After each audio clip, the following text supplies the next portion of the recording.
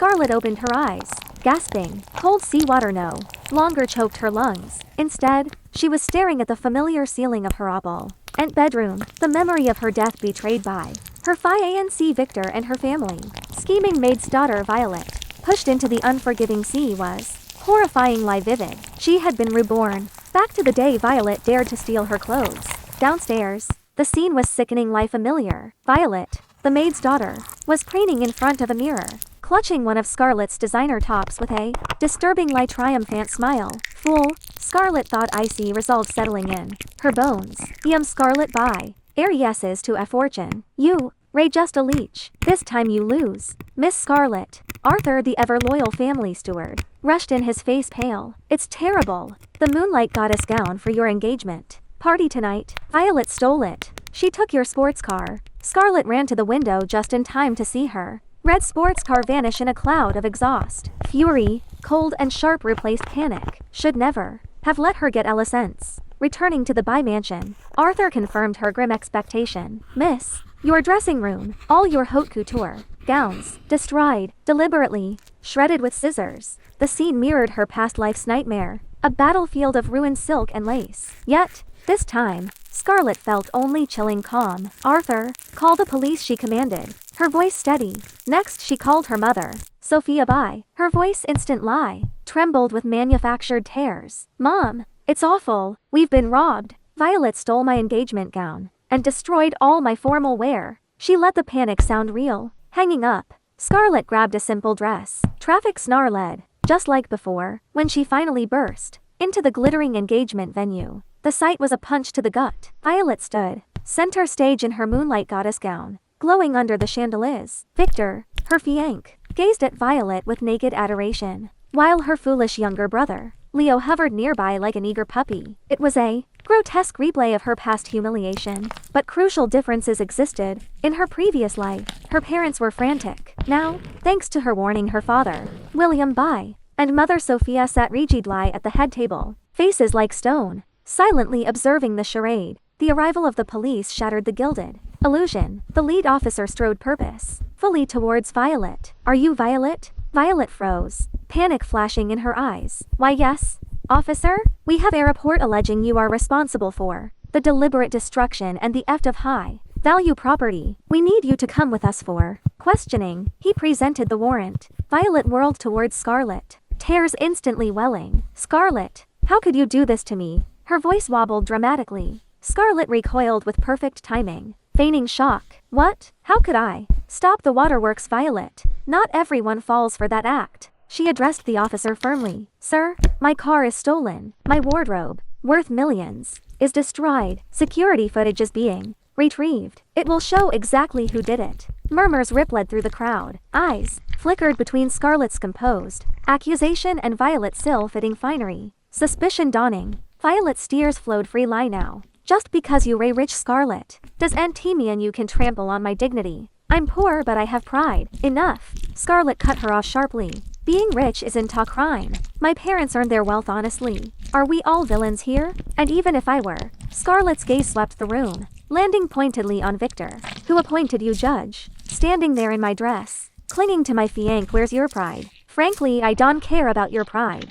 But if you value it so much, Scarlet's voice dripped acid. Start by taking off my gown. It was made for me, not your pathetic attempt at a Cinderella story.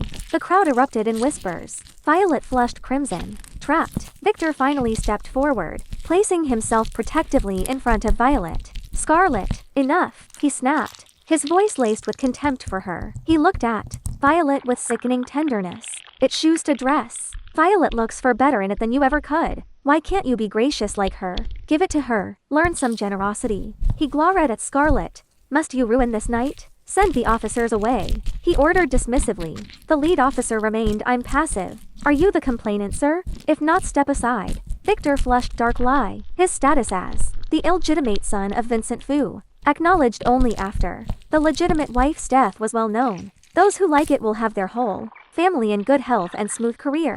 More full stories are available in Lala Full Story. Like and follow so you won't get lost. Thank you for your support. Scarlet ignored him, her voice ringing with wounded fury, directed at Vincent Fuller King. In the shadows, Uncle Vincent, Is this how the Fu family treats the Bai family? Your son public lies shames his Phi Anc ever Amadas daughter before we were even married? Should this engagement even continue? Vincent Fu, knowing the Bai family superior standing was crucial to his son's position, stepped forward reluctantly. Victor, apologize, he hissed. Victor jutted his chin. It did nothing wrong. His mother Martha Fu nudged him sharply, but he remained stubborn. William Bai stood, radiating icy fury. Who do you think you are, boy, without my daughter's affection granting you legitimacy? You'd be nothing. A bastard with no place here. Sophia Bai's voice was cold steel. Officers, we press charges. Take her. Leo tried to interject. Dad, Mom, Violet is. Silence, Leo. William thundered.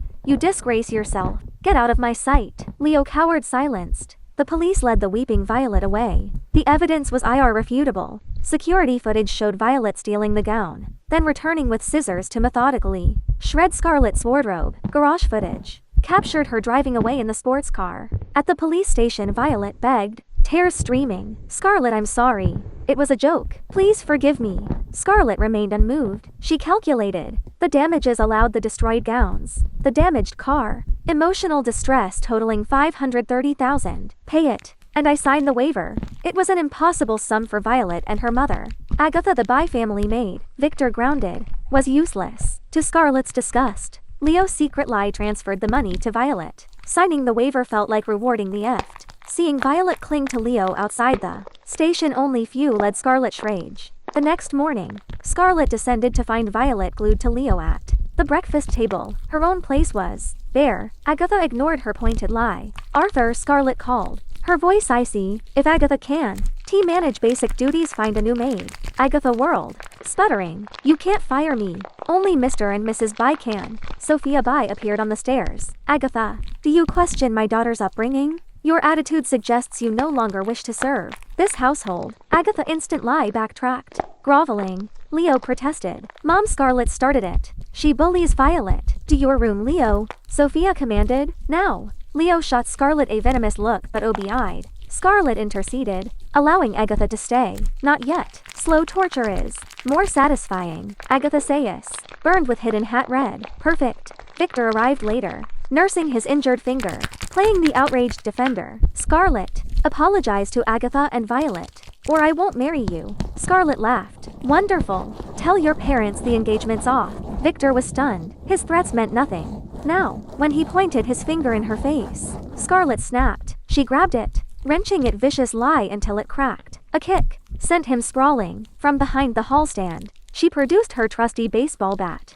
Won't marry me? Good. You're a bastard. I'll break your baseline. The bat rained down on Victor. Scurled form, he shrieked a broken, pathetic mess. When her fury subsided, she spat, run. Next time I aim lower. Arthur retrieved the bat. Will he actually break the engagement, miss? Scarlett smirked. He needs this engagement more than he hates me. He'll swallow it. Victor claimed he fell down an elevator shaft, with Victor licking his wounds. Scarlett turned her full attention to Agatha and Violet. Arthur was her perfect accomplice. Agatha, I want handmade rice cakes. Tomorrow, perfect texture.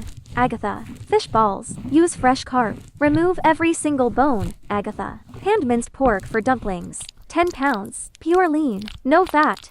Agatha, render lard. 10 pounds of pure fat. No lean. Agatha aged visibly under the impossible demands. Finally, she snapped. You're mocking me. Scarlett lounged, radiating disdain. Arthur materialized. Work or leave. Your choice. Agatha see the D but complied. Violet's turn came. Next, evicted from her comfortable room by Arthur, she was relegated to a cramped bed space near the laundry room. Scarlett treated her like a scullery maid. Violet, rake every leaf. Violet, scrub the pool tiles until they shine. Violet, hand wash my rug gently. Violet, fold 20,000 paper cranes for charity. Violet, I'm being an aircraft carrier from Mongolia. Clean the pool for naval training. She gestured at the family golden retriever. Flyer. Violet finally cracked, throwing down the pool brush. You ray lying. Mongolia has no navy. I'm not your slave. Scarlett arched a brow. True, but your mother is. Your choice. Work for your keep or get out. Now. Leo stormed in. Enraged, William Bai was waiting in Scarlett's room. He hurled photos in Leo's face. Leo and Violet gambling in an illegal den. You idiot. William roared, slapping him. Leo glared at Scarlett. You snitched. William raised his hand again. Your sister saved you from prison. He grabbed the baseball bat. Scarlett offered. Leo fled in terror. Arthur appeared. Sir, Madam Miss, the missing sapphire earrings, Madam's emerald ring, and jade bracelet were found in Agatha's quarters. Scarlett's revenge was complete. The police returned. Agatha Y led theatrically as she was handcuffed for grand theft. She faced years in prison. At the station, Violet hissed venomously. This isn't over, Scarlett. Leo and Victor are on my side. You'll pay. The threat resonated. Victor and Leo were wounded, not dead. Scarlett bought a gaudy bouquet and visited Victor. Victor, forgive me. She sobbed dramatically. Aided by onion juice. I was jealous. I love you. She offered a gold card. 600,000. My savings. Give it to Violet. For my sins. Victor snatched the card. Greedily. You ray forgiven. Scarlett pressed a key into his hand. Violet's address. Please. Check on her for me. Victor Sayus lit up. He promised fidelity. Embracing her. Scarlett fought nausea. Fool. Victor raced to the address. Unaware Violet was now with Leo at his private apartment there, Eden. Leo received an urgent call. Master Leo. Miss Scarlett took thugs to your place. She's after Violet. Leo sped off. He burst into his apartment to the unmistakable sounds of Victor and Violet together. Media, tipped off by Scarlett, swarmed. Leo crashed into the room. Chaos erupted, punches thrown, furniture smashed. Violet screamed. Scarlett made Ader full onion-powered escape. Captured by cameras. The scandal exploded. Victor, disowned by the Fu family, crawled back to Scarlett. Scarlett, you're the only one. Let's start over. Scarlett slapped him hard. Prove it. A dark light entered Victor Sayus. Iwil. Scarlett hired surveillance. Victor rented a boat, took Violet out, and returned alone. Confronted with evidence, he confessed. He depushed Violet into the sea. He received a death sentence commuted to life with possible parole after 20 years due to mitigating circumstances argued by his lawyer. He later went insane in prison. Scarlett visited the asylum. Victor, in a straitjacket post-electroshock, drooled and ranted, I am Fu Patriarch. Neil, a nurse force-fed him pills. The doctor explained, severe delusions, requires intensive therapy. Scarlett nodded coolly, see that he gets it. She walked away without a backward glance, settling into the Rolls-Royce. Arthur asked, destination, Miss Scarlett? Scarlett gazed ahead, her eyes clear and decisive. The office. Arthur, the board meeting starts in an hour. We have a future to build. The car pulled away, leaving the past buried. Scarlett by as true reign had just begun.